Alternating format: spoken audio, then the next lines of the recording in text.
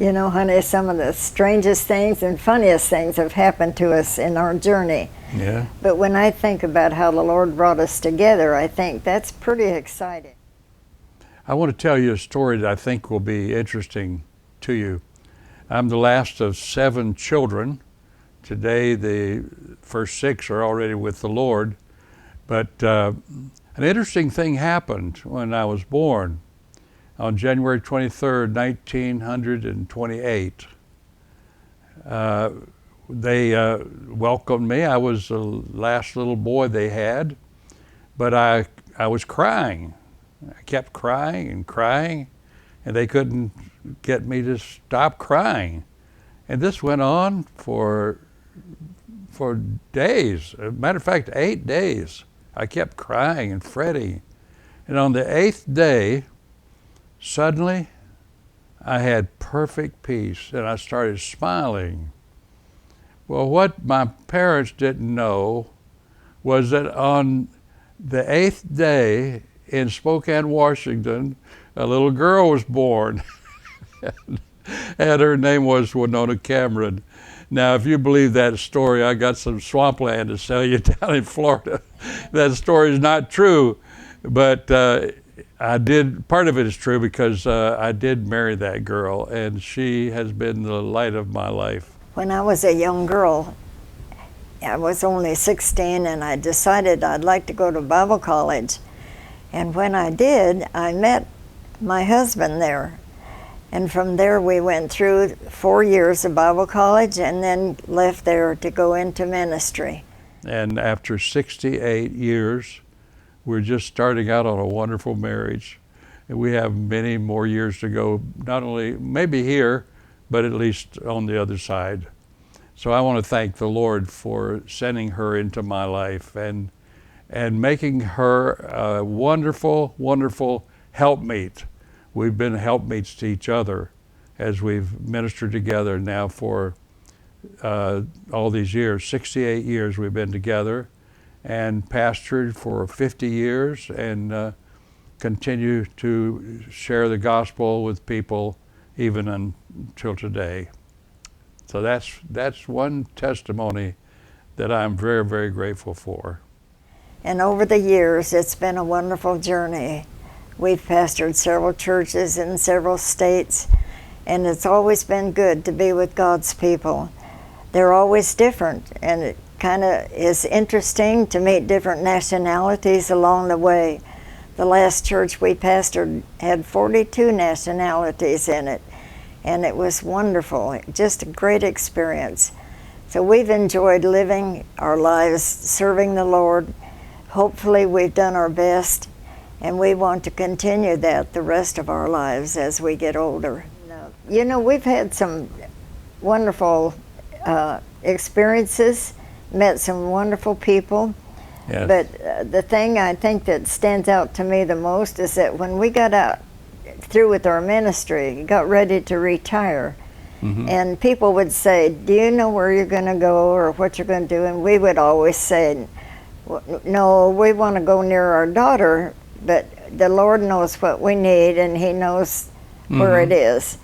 And sure enough, when we got here, we started looking for a place to live, and this condo opened up, and our furniture fit in it just exactly. Perfectly. We didn't have to even stop and think about where it went. It just all fit. It was great. Yeah. Well, you've always been very, very active. I remember when we met, you were still in high school, in your last year of high school, going to Bible college at night and working at a law firm during the afternoon. Yeah. And trying to work me into your schedule, and it was kind of hectic, but I'm glad it worked out. The thing that helped that schedule business was because we were both in the choir, and then they put us in a special group called the Gospel Heirs, and we got to travel to different churches, and we were together a lot. And when I saw that you enjoyed music like I enjoy music, and the fact that you wanted to serve the Lord and minister, that told me I was on the right track. And in our group that we call the Gospel Heirs, I was the only one that wanted to be a preacher. So that everywhere we went, I had that possibility of speaking, and I didn't do a very good job, but I learned a lot. Well, you were young. We were what, 18, 17, 18? Yeah. So we started out young. Got married when we were 19. Right. And down in North Carolina, got married there. And we've been ministered in North Carolina, in churches there, and then Virginia, and then over to Ohio, in the Bible college for 10 years. Yeah, you enjoyed teaching there. I did. Yeah. And then we went from there to Decatur, Illinois, where the Lord helped us start a TV station, which was later on sold, and the church was able to build a structure because of that. Yeah. That was a wonderful thing. And then, of course, one of the highlights of our life, I think you'll agree, was pastoring our headquarters church for 19 years in Los Angeles. Yeah.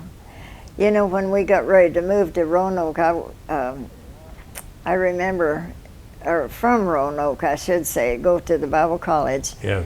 And our boys one was a junior and one was a senior. And I remember we went to bed that night and we told them, you boys make the decision, and because we know that you know what we feel. And when we got up the next morning, we asked them, what do you think we should do?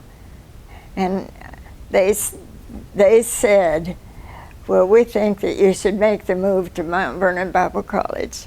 And it makes me teary thinking about it, because they knew that your heart was in teaching, and you've always been a teacher-preacher, and I think that they saw that even at a young age, and it was a good move for them because they loved music and they got into the choir, the city choir. Yes. And really enjoyed that. Yeah.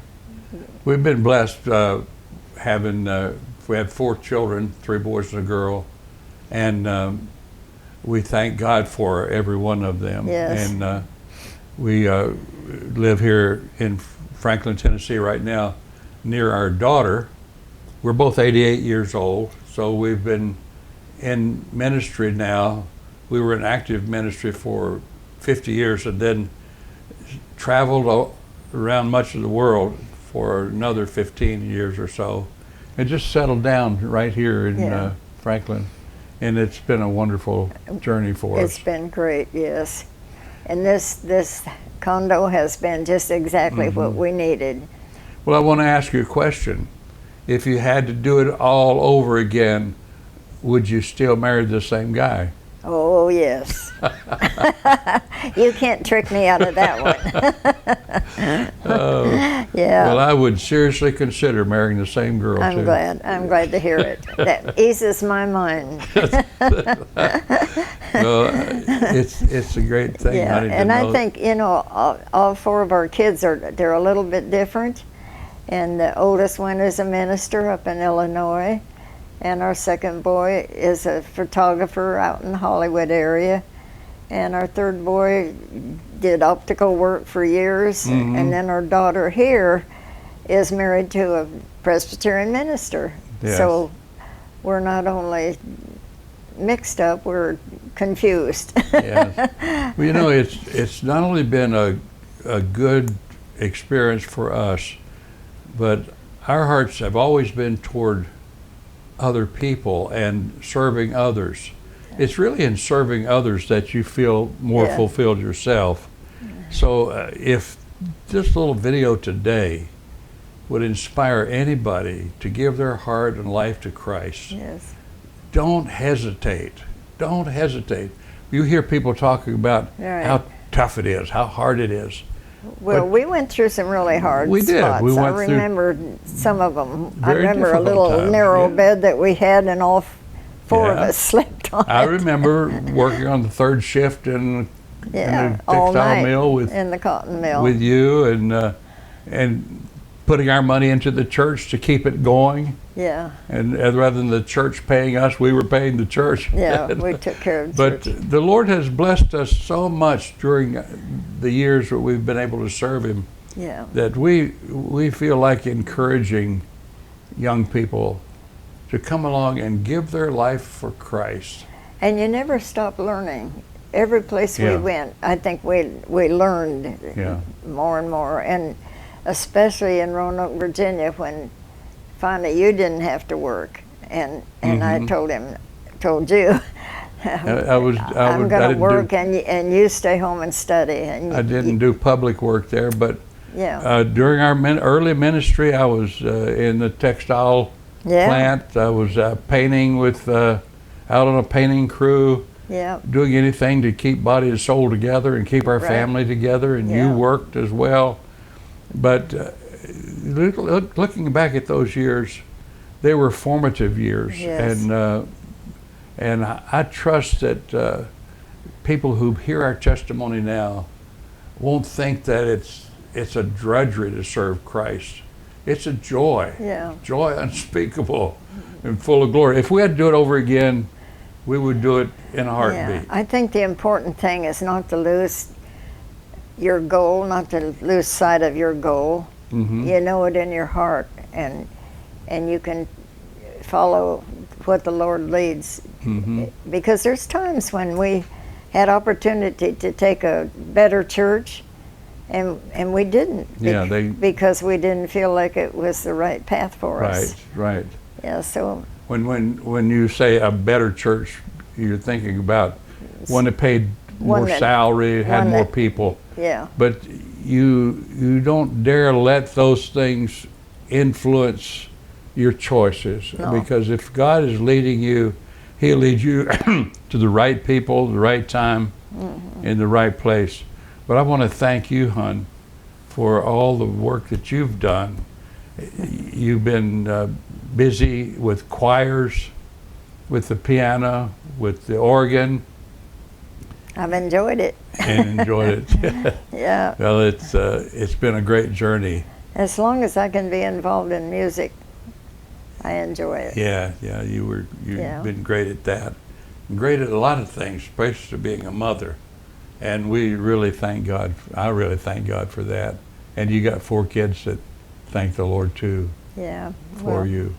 We had a good daddy and a husband. Yeah. We had our own preacher. Yeah. We thank you for tuning in today and giving us an opportunity to share some of our life with you. And we trust that it'll be a blessing to you and that you will make a decision, if you haven't made it yet, to completely trust God with your future. Yeah. Because you'll be glad you did. We are. Yes.